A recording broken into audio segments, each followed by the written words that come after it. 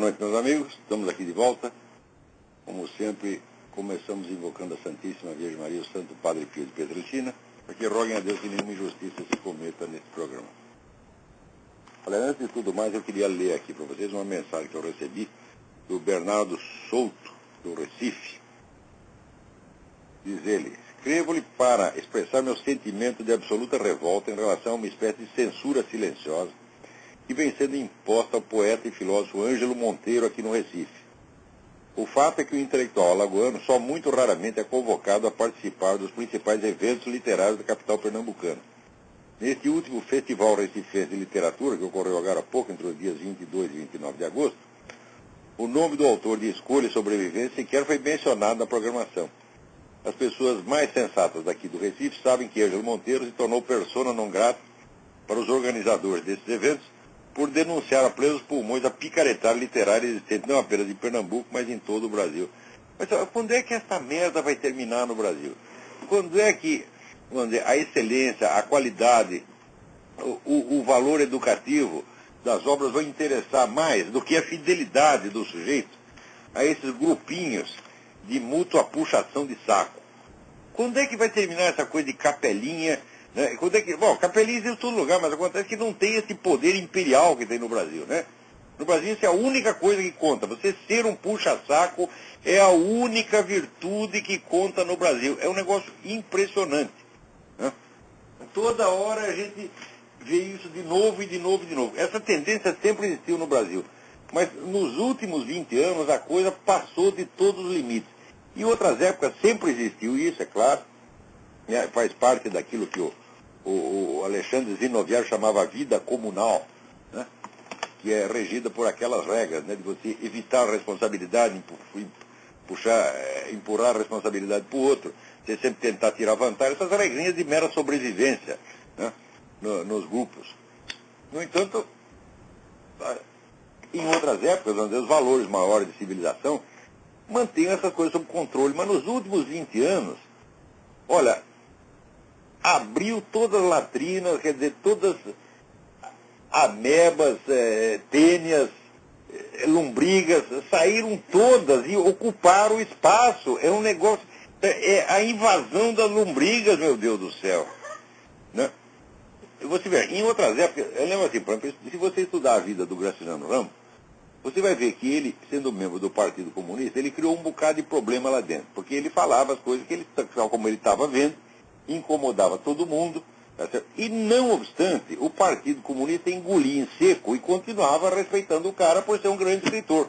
Hoje em dia não tem mais nem isso. Você vê que naquela época, até dentro do Partido Comunista, que é uma latrina, ainda tinha um certo respeito, né, pelos valores objetivos. Quer dizer, se o cara é um grande escritor, se nós devemos a ele uma obra que enriquece a cultura nacional, então nós temos que engolir sapo quando ele nos incomoda e julgar o sujeito pela sua grande obra e não, vamos dizer, pela sua desobediência às regras de um grupinho de merda, né? Agora hoje não, o grupinho de merda é soberano, é a única autoridade que existe. Não tem mais nada. Puta merda. Bom, também queria avisar vocês, lembrar vocês o curso aqui, a Consciência de Imortalidade, que eu vou estar proferindo em Colonial Heights, Virgínia, de 11 a 16 de outubro de 2010. Informações e inscrições com o senhor Eduí Ferro. E-mail eduí com y.ferro@uol.com.br. Ferro eu não vou soletrar porque todo mundo sabe que está tomando ferro faz vários anos, pelo menos desde 2002, então vocês sabem que é ferro, eu não preciso soletrar. eduíferro@uol.com.br. Telefone 041-3527-0987 ou 041-9974-4443. Né? Agora, aqui é um negócio impressionante. Por quê? Essa coisa de você escrever não o que você viu, não o que você sabe, mas o que você gostaria que o outro imaginasse. Isso aí é a essência da mentira. Quando é que a pessoa vai entender isso? Né? Esse negócio de você tentar, às vezes, dizer uma coisa só para dar boa impressão, a boa impressão da qual você pretende tirar alguma vantagem, Isso aí é a essência da corrupção. Você começa com isso, não é melhor a gente não dizer isso, melhor dizer aquilo, porque vai dar uma outra impressão. Né? Você veja, o Juan Manuel Santos foi aí ao Brasil e o Lula disse aquela sentença genérica, né? O terrorismo é inadmissível, não se pode usar o terrorismo como arma de luta política. Mas é o seguinte, ele não usou nenhuma vez a palavra Farc. E, ao mesmo tempo que ele fala contra o terrorismo, então o governo oficialmente não reconhece as Farc como entidade terrorista. Então ele não está falando nada contra as Farc. Mas o Juan Manuel Santos achou que ele estava. E achou que saiu lá contando com o apoio do Lula. Falou, pô, aqui, aí um está mentindo, o outro está se enganando. Na verdade, não sei se o Juan Manuel Santos se enganou, mas é aquele negócio. Ele tenta dar à declaração do Lula o sentido de uma declaração anti-Farc para ver se, como diz, pega o Lula pela palavra, amarra. Mas isso não funciona. É claro que não funciona. O Lula não está contra as Farc e jamais estará. Agora, a candidatinha dele, essa vagabunda dessa Dilma, disse aí, não, a Farc está envolvida no crime. Eu digo, mas meu Deus do céu, por que ela só disse isso agora, depois de pressionada, quando o pessoal acusando, vamos dizer, 20 anos de colaboração dela com essa merda, né? Daí ela, para se limpar às pressas, né? Pega lá um pedaço de papel higiênico usado, tá certo? E tenta limpar a sua imagem, né? Falando um pouquinho de mal das Farc. Por que a senhora não falou isso quando era ministra? Por que não protestou contra o apoio reiteradamente dado pelo seu próprio governo às Farc? Por que só agora que é candidata vem falar uma coisa dessa? Ora, pô, vai mentir na casa do caralho, mulher. Puta merda. Quer dizer, o direito dessa gente à mendacidade é ilimitado. Você vê, agora aconteceu aquele negócio do sujeito que investigou lá a conta bancária da filha do Zé Serra. Né? Então, evidentemente, o Zé Serra estrelou, pediu uma providência aí ao TSE, que não tomou providência nenhuma.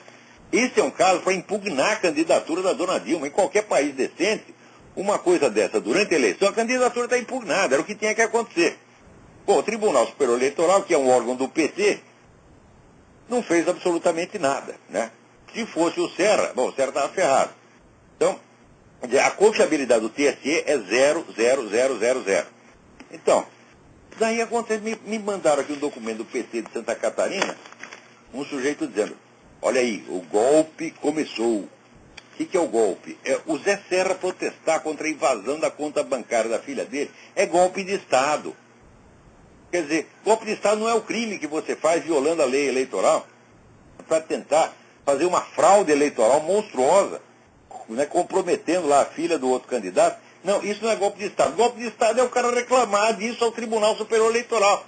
Ora, pô, vê o que eu falo da mentalidade revolucionária, que era baseada na inversão do tempo, inversão do sujeito e objeto e inversão da responsabilidade moral. É assim, os exemplos são milhões, acontece todo dia, todo dia, todo dia. É só você analisar um pouco o discurso dos caras, você vê que é inteiramente baseado na inversão.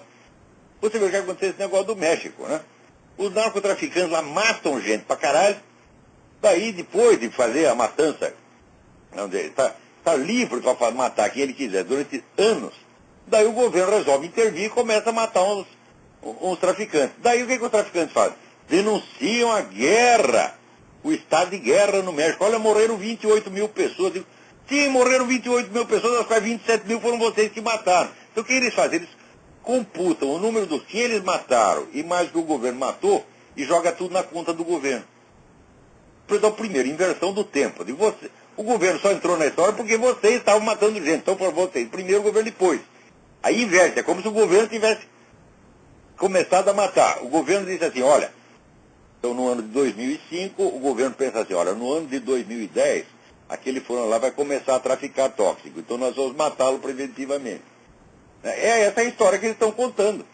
Quer dizer, o governo começou a matar os traficantes antes de ter o tráfico de tóxico. E daí os caras começaram a traficar tóxico, né? Como protesto cívico. E os caras querem que a gente acredite nisso. Os caras vêm e dizem isso na sua cara, com um cinismo, e a coisa é tão absurda, que o cérebro do ouvinte paralisa e não percebe o que está acontecendo. Ora, como é que tem que responder uma coisa dessa? tem que responder com tapa na cara. Tem que bater no sujeito e não dizer por que está batendo. Olha, você vai dizer isso aqui lá para sua mãe, para sua avó, para sua tia, para o seu pai. Aqueles dois filhos da puta que geraram você, nunca deviam ter feito isso, né? Pena que não existisse o aborto na época para você ser abortado preventivamente. Você tinha que ser abortado antes de ser gerado, porra. Tinha que abortar o espermatozoide, tá entendendo? E o óvulo, para que eles não se juntassem. Olha, junta aqui, tá vendo o espermatozoide aqui, tá vendo aquele óvulo ali? Vamos juntar e vamos fazer o seu fulano de tal. E no ano de 2010, ele vai aqui vender a inversão do tempo pros trouxas, porra. Né? Vai dizer que aqueles que ele matou, mais os que o governo matou, o governo é culpado de tudo. Não é possível. Como é que se aceita uma coisa dessa? Como é que sai isso num documento oficial? E o pior é que o cara, quando fala essas coisas, eu tenho certeza, eu conheço a gente, eles não estão mentindo, eles são sinceros, eles acreditam mesmo na inversão do tempo, porque são todos loucos perigosos, porra. A mentalidade revolucionária é uma forma extrema de patologia mental, extrema e perigosíssima, a mais perigosa que já houve ao longo de toda a história humana, que se você somar tudo que eles mataram desde o século XVIII até hoje, dá uns 300 milhões de pessoas.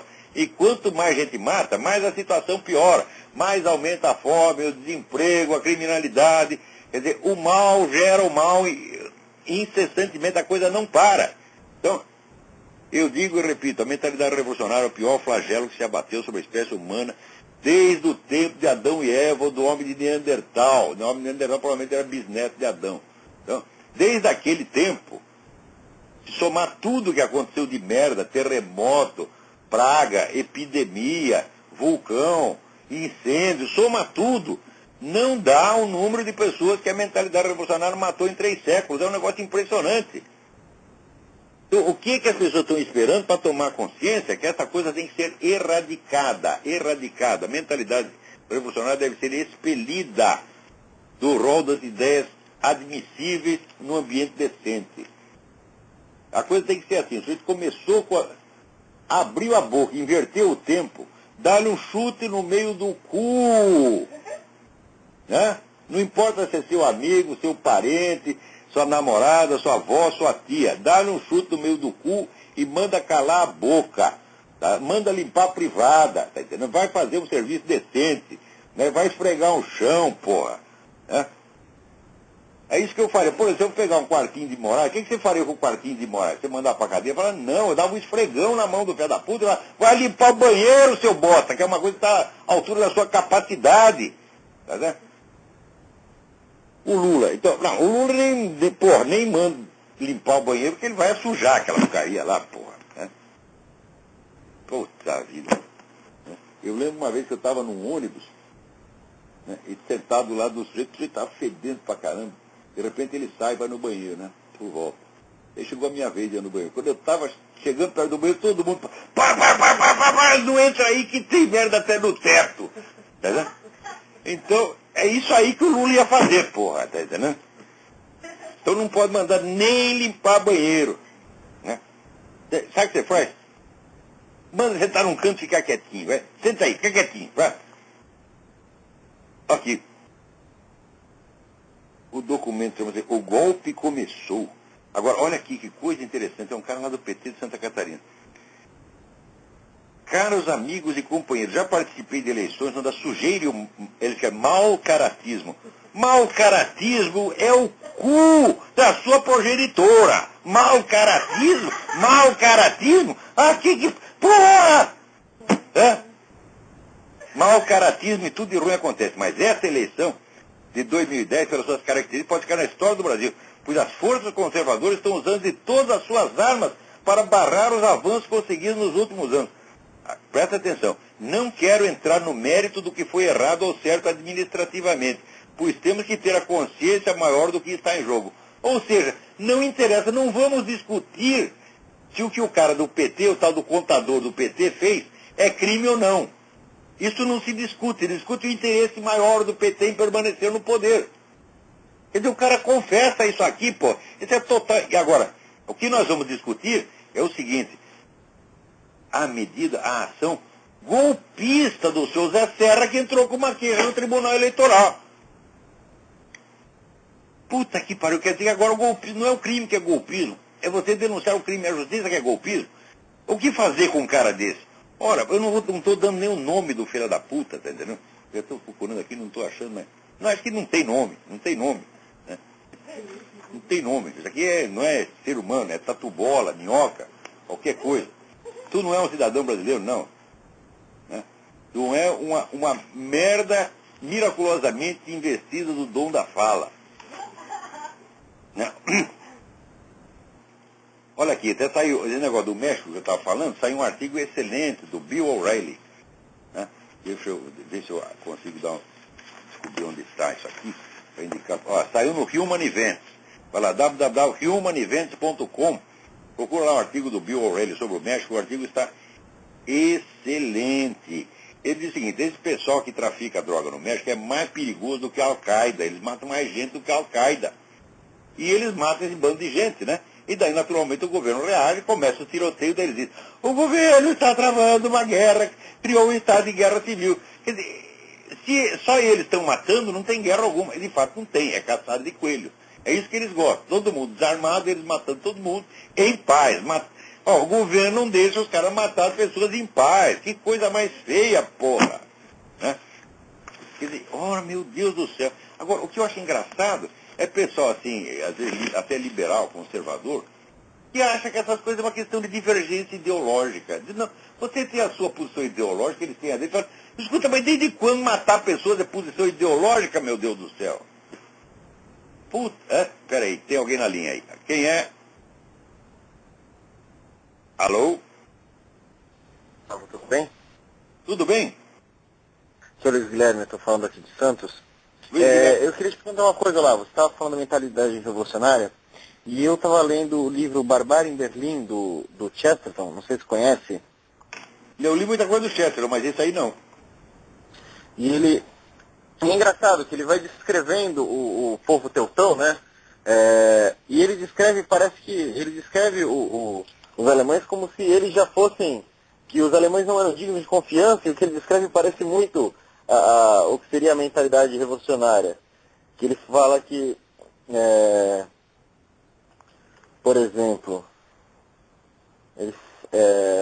Ele fala que eles são mais bárbaros que, por exemplo, os nativos americanos. Ou, por exemplo... É claro, existe um elemento de nacionalismo britânico anti-germânico, né? Esse é tradicional. Porém, o fato é que a Alemanha é o país que mais profundamente incorporou a mentalidade revolucionária. Você lê o livro do Modris Eckstein, A Sagração da Primavera, que é uma história cultural e psicológica da Primeira Guerra Mundial. Você vê que a Alemanha ali já tinha incorporado 100% a mentalidade revolucionária. Queria virar a Europa de cabeça para baixo. Como depois tentou fazer de novo na Segunda Guerra.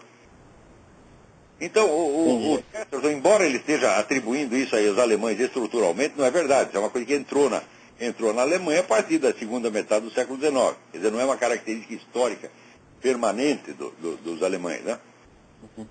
Agora, os ingleses também espalharam muita merda pelo mundo, e a França também. Quer dizer, ali ninguém está limpo, porra. Se você vê o mal que a França fez ao Brasil, né, exportando esses Jacques Lacan e Derrida, desde o Jean-Paul Sartre, porra. Tanto que a filosofia na França acabou, né? Agora, filósofo para eles é o Bernard-Henri Lévy, né, que é um coitado, né? Então, tanto fizeram por exemplo, que estavam cortando suas próprias pernas. o que ele fala aqui, eu achei que cabe muito. Ele diz assim, por exemplo, se um camponês russo espanca sua mulher, é porque seus pais já antes dele o faziam. É provável até que espanque cada vez menos, porque as coisas do passado tendem a se desvanecerem. Não lhe passa pela ideia, como aconteceria a um prussiano, ter feito uma nova descoberta em fisiologia, observando que a mulher é mais fraca que o homem. E ele vai. Aí ele fala assim, quando ele fala, se um servo apunhala seu rival, é porque servos antes dele fizeram o mesmo. Ele não crê, como o prussiano, ter fundado uma nova escola em cronometria pelo fato de estar correndo antes do sinal de partida. Mas isso então, não é característica só da Alemanha, não. A França também. Uhum. Né? Sempre que eles inventam uma modalidade nova de crime, eles acham que é um grande progresso o conhecimento, porra. Né? Uhum. Então, eu ainda não terminei de ler o livro, mas isso tem que lembrar de São Paulo Apóstolo. Todos pecaram, estão todos excluídos da glória de Deus. País bom não existe, você está entendendo? Toda nação é um bando de filha da puta até prova em contrário. A honra das nações depende de meia dúzia de pessoas que fazem o bem e que conseguem mais ou menos manter, né, a ordem, o progresso, a coisa toda, contra o esforço de maiorias imensas. Entendeu? Então é sempre uma minoria de abnegados que acaba sendo crucificada. Isso é tudo que as nações podem alegar em seu próprio favor, são essas minorias, vamos dizer, minorias altamente qualificadas que eles mesmos perseguem. Você vai ver o que é o Brasil. O Brasil, meu filho, é o Machado de Assis, é o Gilberto Freire, é o Mário Ferreira dos Santos, é todos esses homens de boa qualidade que o país cuspiu em cima deles. E a Inglaterra a mesma coisa, tá entendendo? Aliás, na Inglaterra, quase tudo que a Inglaterra fez de bom foi o irlandês que fez, se você quer saber. A cultura britânica, 80% é irlandês. Eles estão lá dando chicotada nos irlandeses, cuspindo em cima.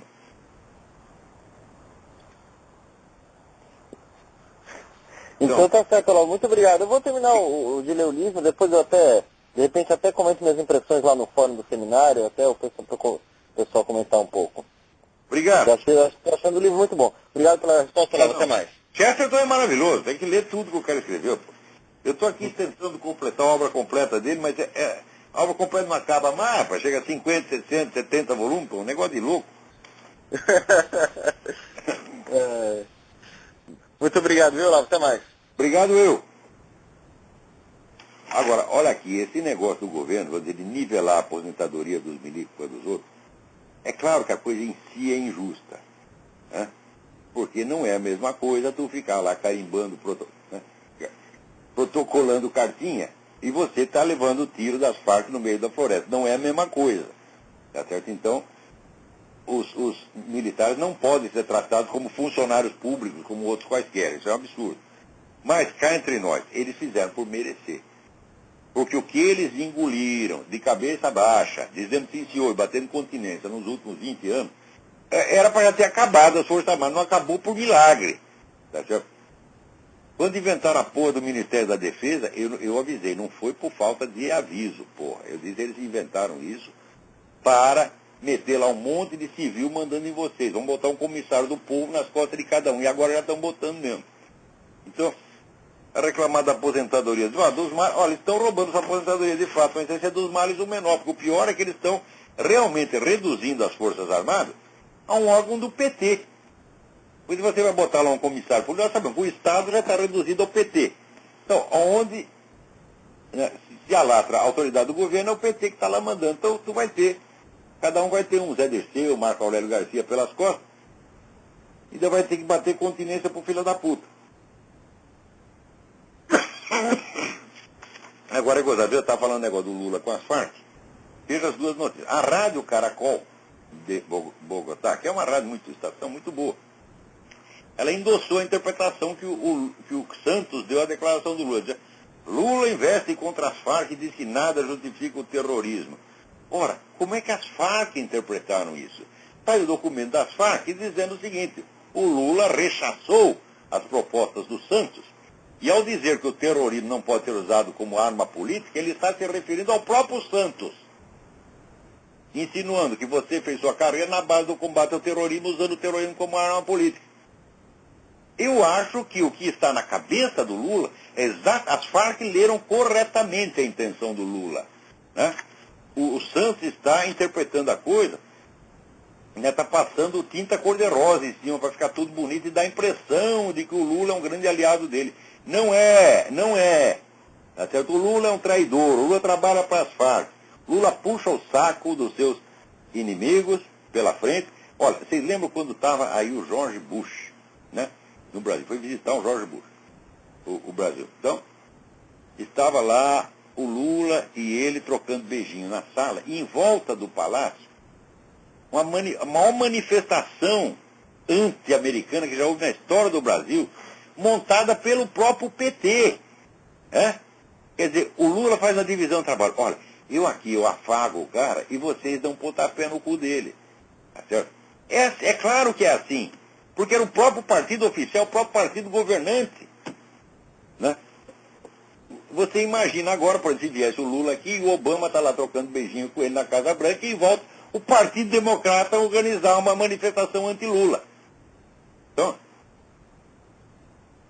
é claro que o Lula, como sempre, está agindo com duas línguas. Ele fala uma coisa ambígua aqui, para o sujeito interpretar do jeito que ele quer, para manipular o cara, enquanto isso está lá dando as Farc do mesmo jeito. Agora, olha aqui, mas que coisa impressionante, né? O pessoal no tempo da guerra do Iraque fazia um barulho. Cada americano que morria lá, o país parava, todo mundo xingava o George Bush. Agora aconteceu o seguinte. Aqui, em 86 meses, o número total de mortes de soldados americanos no Afeganistão foi... em 86 meses, o total de mortes sob o comando Bush no Afeganistão foi 630.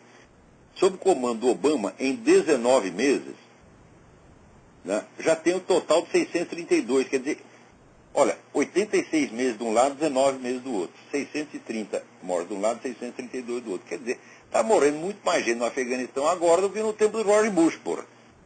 Né? Claro, o pessoal aqui já está desiludido, mas a grande mídia não ecoa isso aí. Né? O pessoal aqui está todo mundo querendo matar o Obama, tá entendendo? Mas, se você lê o New York Times, a CNN, está tudo bem, está tudo maravilhoso, né? Agora aqui, também outra estatística que chegou aqui. De onde que vem? Peraí. Quem que me mandou isso aqui? Eita, perdi. Mas eu vou dar a notícia qualquer jeito, embora eu tenha perdido a fonte. As mortes por homicídio no Brasil aumentaram 32% em 15 anos. Então você vê, vocês falam mal do tempo da ditadura, mas na ditadura não está morrendo brasileiro na rua como está agora. Na ditadura a situação estava muito ruim para umas 2.000 pessoas, que é a elite esquerdista. Mas para os outros estava muito bom, está todo mundo progredindo, ganhando dinheiro. Naquela época, 30% da população saiu da miséria e se integrou na economia. Não foi na base de esmolinha que nem agora, não. Foi emprego que o governo gerou naquela época. Né? Então, a maior ascensão social rápida que se viu na história humana. E ninguém lembra disso. Isso aí se deve, vamos dizer, ao amaldiçoado presidente Médici. Né? Mas agora aqui, veio a nova república, a democracia, agora vai ser uma maravilha. Sim, nós vamos democratizar o morticínio. Antes era só terrorista e milico que morria. Agora vai morrer todo mundo. Democratizou, porra. Ai.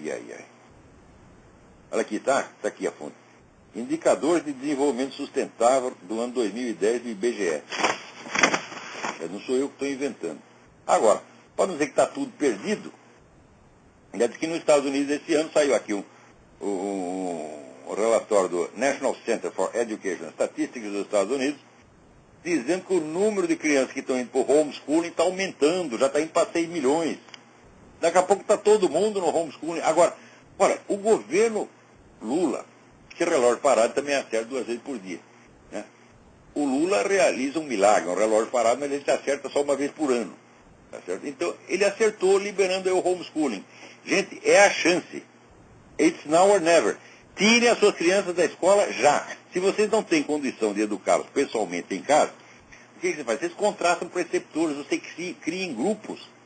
Né? Faz aqui como a minha amiga Margarita Noy, que educou não só os seus filhos, mas os filhos de vários dos amigos dela. Né? Quer dizer, são dezenas de jovens que iam para a casa dela, aprendiam lá. E olha, são as crianças mais cultas que eu vi. Você conversa com as filhas dela, é um negócio de você ficar besta. Tá certo? É um nível de conhecimento que as meninas têm. Então,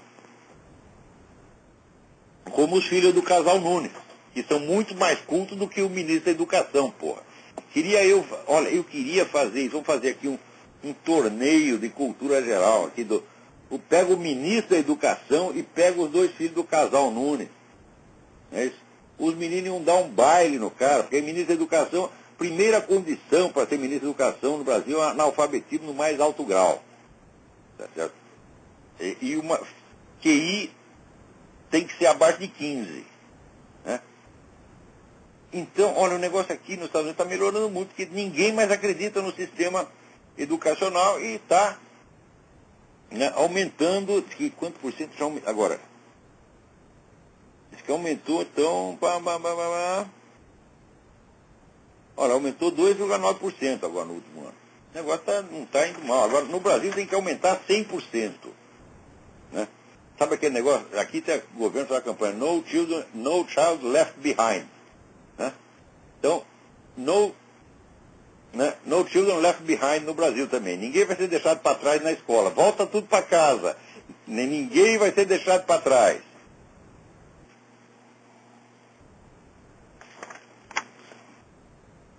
Aqui, ó. Saiu aqui, tem no Diário Oficial aí.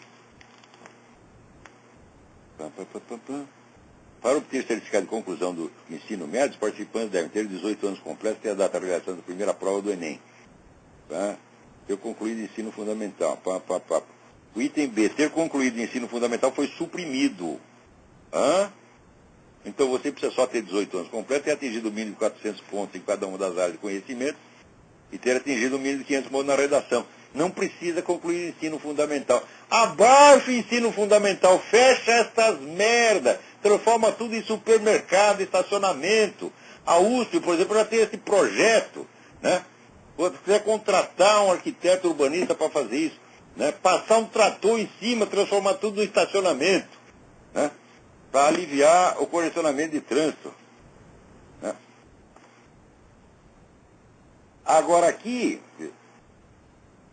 eles estão informando que os cartéis mexicanos, os traficantes mexicanos, estão controlando vastas áreas do estado do Arizona.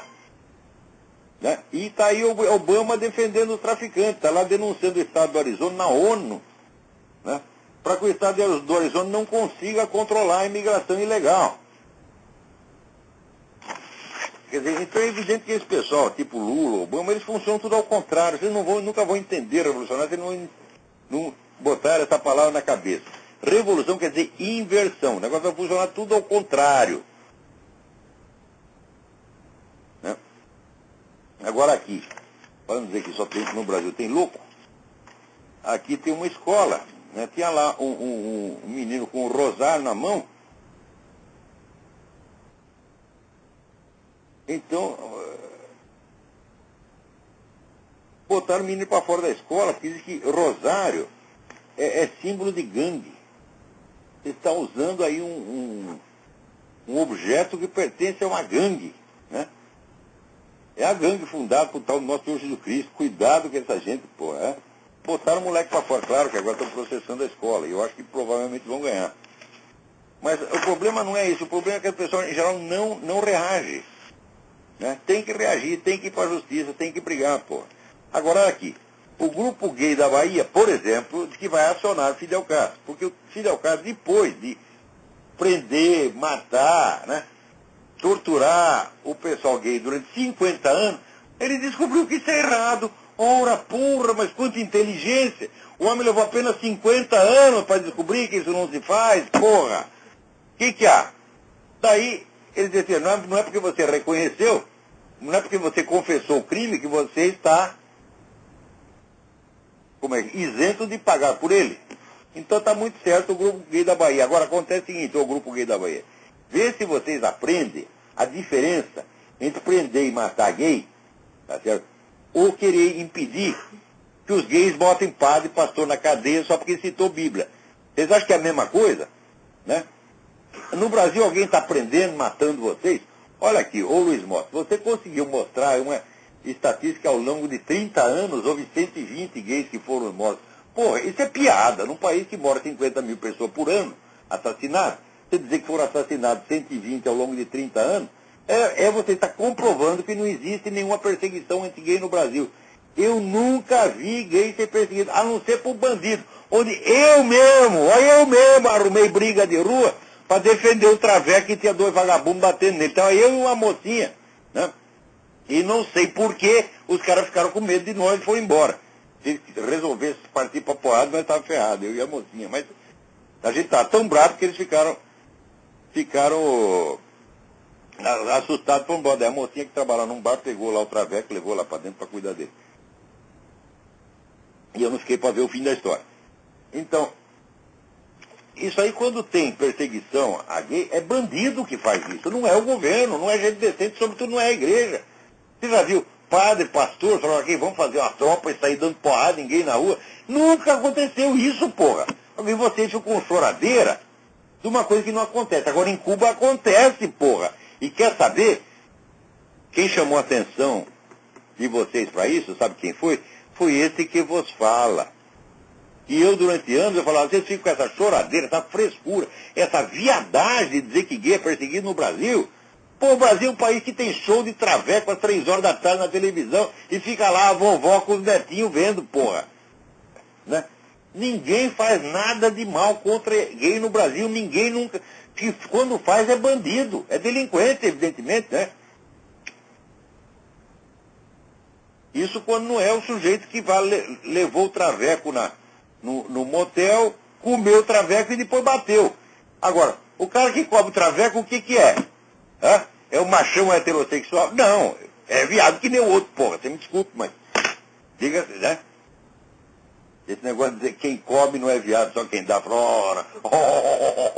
Que gracinha, né? Você imagina, o Luiz Motta disse que transou com 500 homens. Então os homens que comeram você não eram viado, não, né? Viado só você. O que é isso, porra? Né? Então,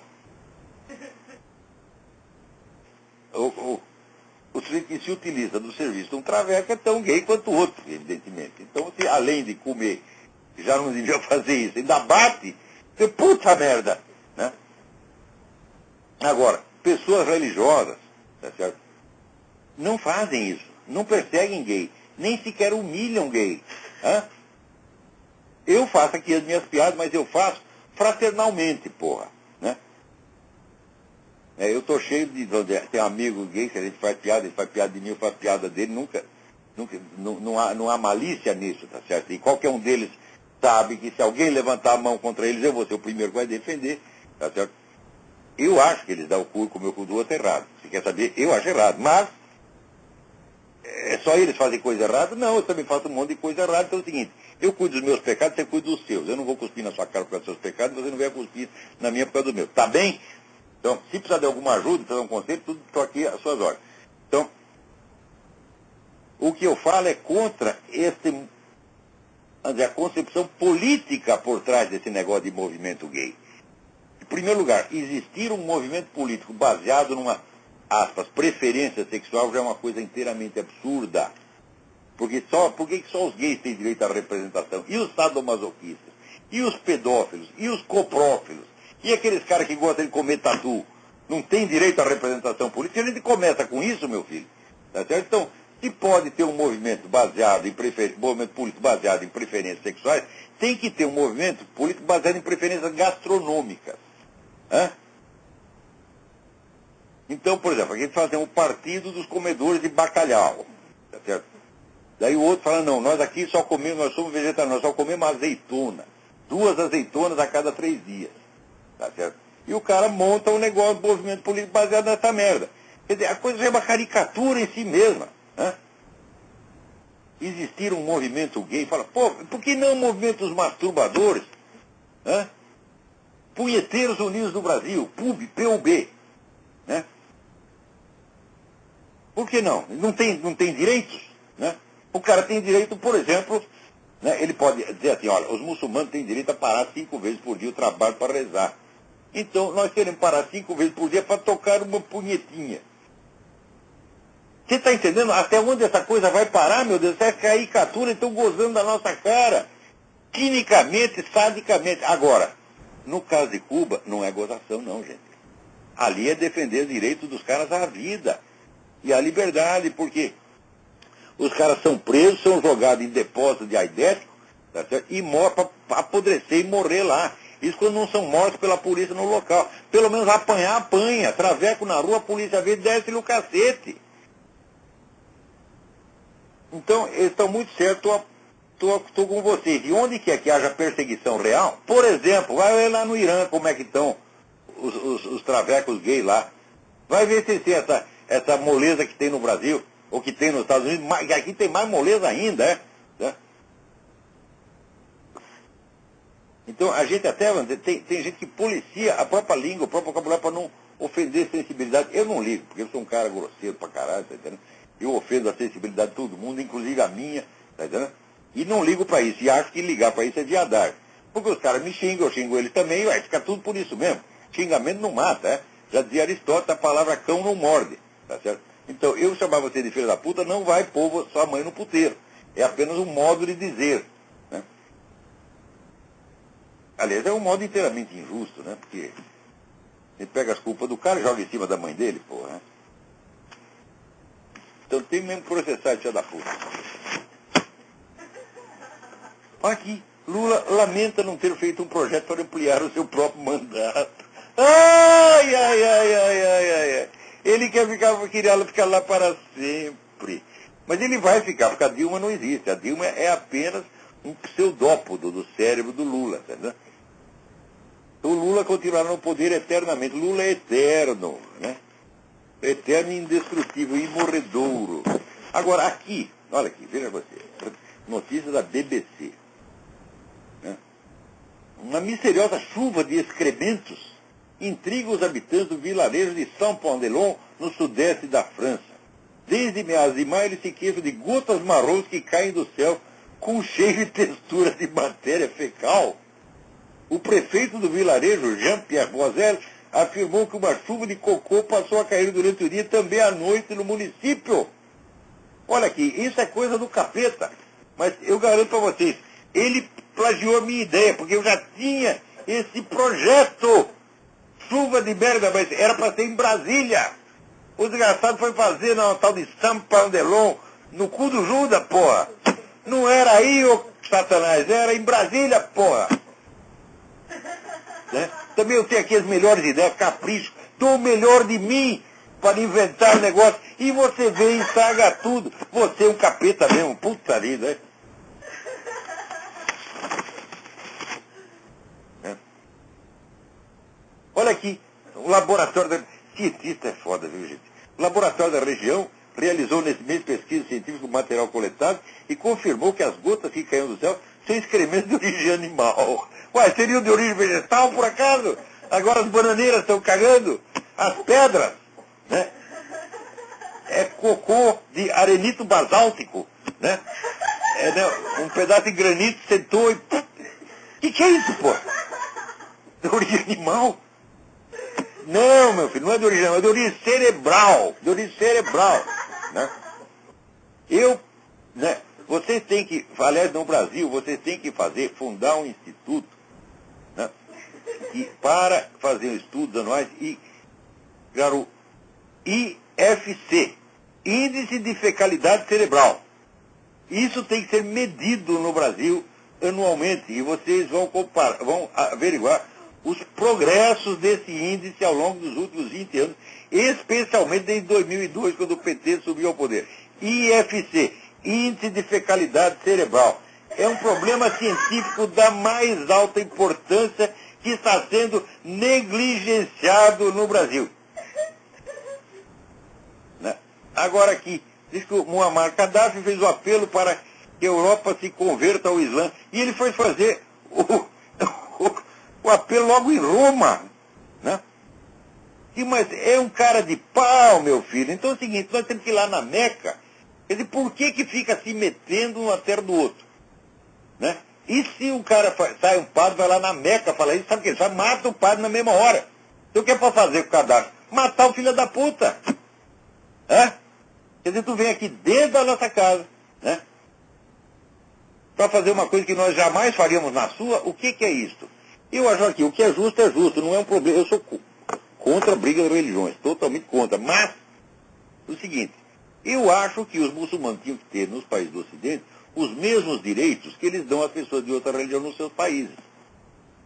Se você chega no Islã, no Irã, na Arábia Saudita, né, na Argélia, tal, bom, você pode praticar sua religião dentro da sua casa, mas fica quietinho. Eu acho que eles não têm que ter mais nenhum direito além do que eles dão. O que é justo, meu filho.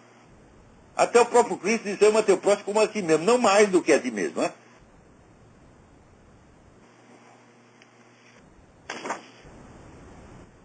Agora o Gaddafi, todo mundo sabe que o Gaddafi é uma putanheiro, fica aí pregando religião. O que é isso, porra? Hein?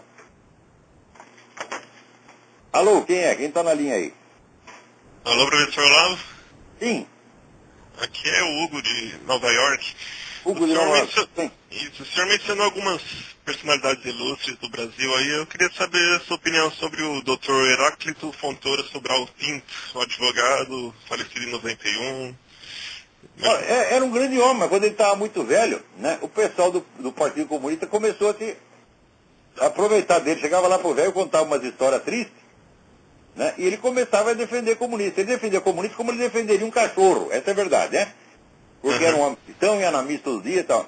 Mas ele, na velhice, ele já não estava mais muito lúcido, ele não sabia direito para quem estava trabalhando. De qualquer modo, ainda assim, ele agiu sempre com dignidade, né? Sim, sim. Lá tem um episódio fantástico aqui, que o ator Paulo César Pereio estava representando lá uma peça no Rio de Janeiro e de repente ele viu Sobral Pinto no meio da plateia. Então ele interrompeu o espetáculo e disse aqui, desculpe, queria aqui interromper o espetáculo para anunciar que estamos muito honrados com a presença nessa plateia do ilustre advogado Dr. Sobral Pênis. Que baixaria. Heráclito Fontoura Sobral Pênis. Grande homem, grande brasileiro. É essa pergunta mesmo. Forte abraço aí, continua na luta que a gente precisa da sua bom. ajuda aqui para entender como funciona o Brasil e o mundo. Muito obrigado. Então, olha aqui. A governadora do Arizona, Jan Brewer, finalmente decidiu, né, abrir aí a metralhadora giratória contra o governo federal, que está descendo o porrete aí. Mas, de fato, a coisa mais elementar é o seguinte: se o governo federal tem a obrigação de policiar a entrada de imigrantes ilegais e não o faz, os estados, pela Constituição americana, têm não só o direito, mas o dever de fazê-lo. E foi isso que o Arizona fez. Vocês não policiam a fronteira. Vocês não fazem uma lei para inibir essa merda, nós fazemos, porra. E tem mais, tem 20 e tantos estados aqui que já estão discutindo leis, até na Flórida querem fazer uma lei mais drástica do que a Arizona e tem que fazer mesmo. Ora, ninguém tem nada contra a imigração. Os Estados Unidos foi feito por imigrantes. Mas peraí, era imigrante que vinha aqui e 3 dias depois o cara se sentia americano e amava o país e trabalhava pelo país. Agora esses caras entram aqui para traficar tóxicos, para matar pessoas, para roubar, que aqui 80% dos crimes são feitos por imigrantes ilegais, e ainda falam mal dos Estados Unidos e querem, vamos dizer, que estados inteiros dos Estados Unidos voltem a pertencer ao México. Tem essa organização que chama La Raça. Você acha que uma organização chamada La Raça não é racista? Racista sou eu, que nem sei que merda de raça eu tenho, tá entendendo? Porque a minha avó era de ascendência alemã, mas como perdeu os papéis, tá, ninguém sabe se era alemão, se era judeu, que merda era, tá, né? Não sei, não quero saber, tá entendendo? Eu não tenho raça. Eu sou assim, raça ruim. Essa que eu pertenço, tá entendendo? Qual é a sua raça? Raça ruim. Tá certo? Então, aliás, como todo mundo. Então, um negócio chamado La Raça, né, que só aceita chicano, né? Chega lá um cara que não é chicano, não pode. Então, quer achicanar aí os Estados americanos. Quer dizer, você vem para institucionalizar a traição. Como é que você pode aceitar isso e dizer que é imigrante? Isso não é imigrante, é um invasor. Tem que botar essa gente para fora. Aliás, você sabe a polícia mexicana, o que faz quando pega imigrante, por exemplo, pega um imigrante da Guatemala, do Brasil, no México, você sabe o que a polícia faz? A polícia, se você for homem, toma todo o seu dinheiro. E se você for mulher, te estupra. É assim que a polícia mexicana trata os imigrantes. E daí fica chorando porque os Estados Unidos querem devolver os imigrantes mexicanos para o México. Tem que devolver mesmo. Né? Olha aqui, eu já estive no México, né? Gosto muito do México, principalmente da música mexicana, um negócio maravilhoso, né? Um povo muito simpático. Mas, olha, em matéria de violência, olha, vocês têm uma história que não é de fazer inveja a ninguém, porra. Vocês fizeram uma guerra em acho que 27, para matar cristão, porra. Viu o cara com terço na rua, matava. Só que os cristãos lá não eram que nem os cristãos de hoje, eles eram machos, entendeu? Eles organizaram uma guerra e dobraram o governo mexicano, porra. Né? O governo mexicano nunca prestou, e agora continua não prestando, porra. Ali não é nem governo, nem oposição, nada. A política mexicana é toda podre, sempre foi, porra. Né? Agora, por outro lado, o México é um país verdadeiramente cristão e mostrou que os cristãos mexicanos estão dispostos a morrer para defender a sua fé. Tá? Leiam a história dos cristeiros, procura falar cristeiros, né, no Google, e vocês vão ver que bela história de heroísmo foi dada pelos cristãos mexicanos.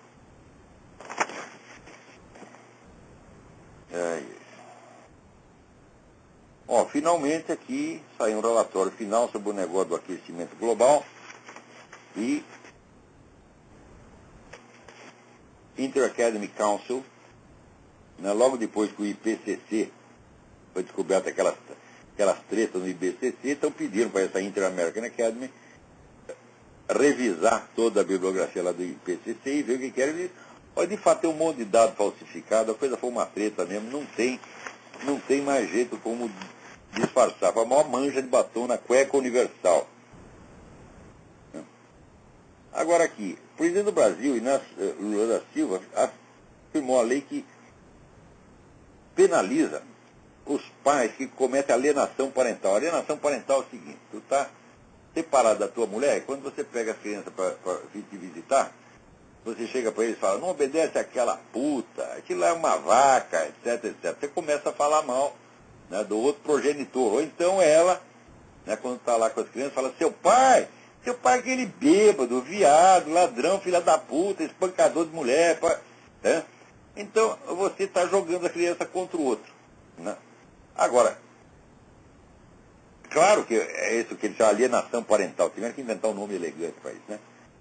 É claro que é uma sacanagem, mas, escuta, para que tem uma lei sobre isso? É quase impossível você provar que alguém fez isso, porra. Você nunca vai saber se a criança inventou algum negócio, não tem jeito. Ele vai ser totalmente subjetivo, quer dizer, você vai dar mais poder do juiz para ele poder interferir em coisa que ele não sabe o que está acontecendo. Né? Então, olha, quanto mais lei tem, mais merda. Quanto mais... O Cristo já dizia, a força do pecado é a lei. Né? Então, quanto mais lei tem, mais imoral o país. Você vê aqui nos Estados Unidos, o número de lei que criaram desde 1986, a primeira vez que eu vi aqui, foi uma grandeza. Na época, 86, esse país era um paraíso, rapaz. Você ia num hotel, o cara te dá uma fichinha para assinar, você assinar qualquer nome. Está lá Napoleão Bonaparte, John F. Kennedy. O cara não quer saber, pegava lá os $25 dele e você ia para o seu quarto. Né? Agora não. Né? Agora precisa uma pilha de documento. Você aqui, para você tirar um documento, você precisa mostrar 2. Né? Mas se eu não tenho um, como é que eu vou ter 2? Não é problema seu, meu filho, se vira. Entendeu? Então, quer dizer, você não pode ter um primeiro documento, você tem que começar do terceiro. Quer dizer, quando a burocracia começa a inventar esse círculo vicioso, quer dizer, pirou. Evidentemente pirou. Né?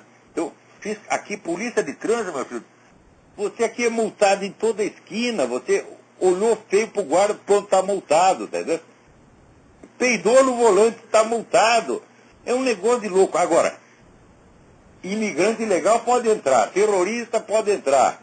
Né? Chega o sujeito no aeroporto com um turbante e uma granada dentro da cabeça, fala, não vamos examinar o turbante porque é racial profiling, é feio, não pode. Né? Então vamos examinar só os gringos, os árabes não. Né? Vai, experimenta ver se eu estou mentindo. Né? Você vai no aeroporto, né? Se veste de árabe, chega lá de turbante, tudo, ninguém te examina. Daí você põe um chapelão de texano, uma bota de cowboy, eles vão te depenar. Né?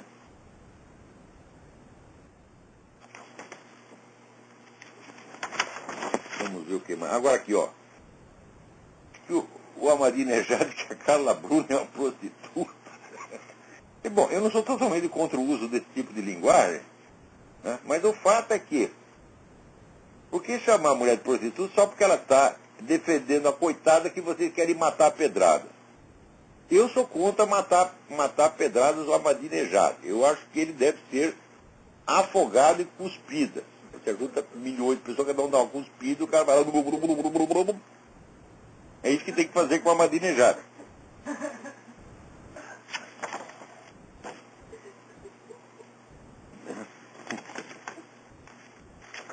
Agora aqui, alguém me manda, quem foi que mandou, porra? O trecho é muito comprido. Né? O Marcos Ludwig me manda aqui um trecho enorme do livro Makers and Takers, do Peter Schweitzer. Não deixem de ler esse livro, isso é uma maravilha, uma maravilha. Né? Ele mostra lá que toda essa imagem, né, que o pessoal esquerdista projeta a imagem de que o pessoal da direita são todos uns caras, né, inibidos, claustrofóbicos, sexualmente reprimidos, né? Quando você vai ver, bicho, no meio esquerdista, é só depressão, suicídio, uma coisa de louco, porra. Né? É impressionante. Eu aqui, saúde mental, 58% dos republicanos e 38% dos democratas. Quer dizer, 58% dos republicanos estão em bom estado mental, só 38% dos democratas. Né? E a tendência dos democratas a sofrer de depressão, olha, sem brincadeira, 320% a mais. Hã? Isso quer dizer, para cada cara deprimido que tem nos conservadores, tem 32. Né? Entre os democratas, e assim por diante. Né? Quer dizer, é uma série de mitos que nunca são averiguados, né? Mas o pessoal aceita isso. Eu não sei, por exemplo, outro dia, alguém contou para mim, ele mencionou meu nome na universidade, daí o professor falou, não se é possível, não, porque ele é um cara muito autoritário, é muito mandão, ele oprime as pessoas, etc, etc. Daí o cara que é meu aluno, não vou citar o nome, falou, mas não é nada disso, eu estive na casa dele, eu conheço ele, ele é uma pessoa pacífica, muito simpática, a gente trata a gente muito bem, né? E quer dizer, cria esse mito, que pessoa que nunca me viu, né? Inventa um treco e quer contar para alguém que me viu e me conhece, porra. É impressionante.